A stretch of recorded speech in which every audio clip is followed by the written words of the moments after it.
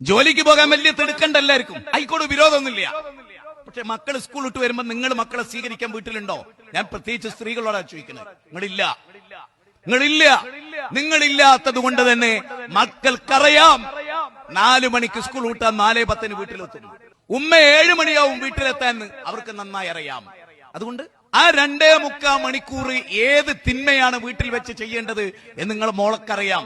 അതുകൊണ്ട് മോള് പറയും, സ്കൂളിൽ തന്നെ പറയും, ഞാൻ 4:10 വീട്ടിലെത്തും, കുളിച്ച് റെഡിയായി ഞാൻ ഇരിക്കും, നീ വന്നോ. എത്ര വീട്ടിലത് നടക്കുന്നുണ്ട് എന്ന് നിങ്ങൾക്ക് നിഷേധിക്കാൻ കഴിയും? ഉമ്മ കാണാനില്ല. ആ വീട്ടിൽ വേറെ അല്ല, ഭർത്താവ് ഗൾഫിലാണ്, ഉമ്മ ജോലിയിലുമാണ്. ജോലി ഉണ്ടായി, ബാഗൊക്കെ എടുത്ത് കുളിച്ചൊരുങ്ങി പോകാൻ കഴിഞ്ഞു. പക്ഷെ മക്കളെ സൂക്ഷിക്കാൻ മക്കളുണ്ട്, പക്ഷെ മക്കൾ നാടിന് പറ്റാത്തവരാണ്. എന്താ കാരണം? നിങ്ങളാണ് കാരണം. നിങ്ങളുടെ ജീവിത വീക്ഷണമാണ് കാരണം. ഒരു സംശയം അതിൽ എങ്ങനെയുണ്ട്?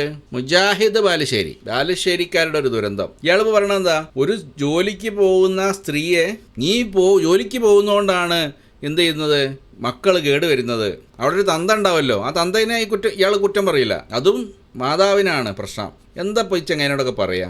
ഇതുപോലുള്ള സാമൂഹ്യ ദുരന്തങ്ങൾ അയാൾ വെക്കുന്ന റീസണുകൾ നോക്കിയോ? സ്വയം പര്യാപ്തത നേടാൻ വേണ്ടിയിട്ട് പ്രോത്സാഹിപ്പിക്കുകയാണോ നിരുത്സാഹപ്പെടുത്തുകയാണോ ചെയ്യുന്നത്? സ്ത്രീ വീട്ടിൽ കൃഷി ചെയ്യാനുള്ള യന്ത്രം. എന്ത് കൃഷി? മുത്തറസൂൽ പണ്ട് പറഞ്ഞ പോലെ എൻ്റെ സമുദായത്തിൽ കുറേ ആൾക്കാരുണ്ടാവണം, എനിക്ക് ഭയങ്കര ഇഷ്ടമാണെന്നും പറഞ്ഞിട്ട് കുറേ ഹദീസുകളുണ്ടല്ലോ. മെമ്പർമാരെ എണ്ണം കൂട്ടണം, അതിനുള്ള കൃഷി മെഷീന് മാത്രമാണ്, ഒരു ഫാക്ടറി മാത്രമാണ്, പെറ്റിടാൻ വേണ്ടിയിട്ടുള്ള ഫാക്ടറി.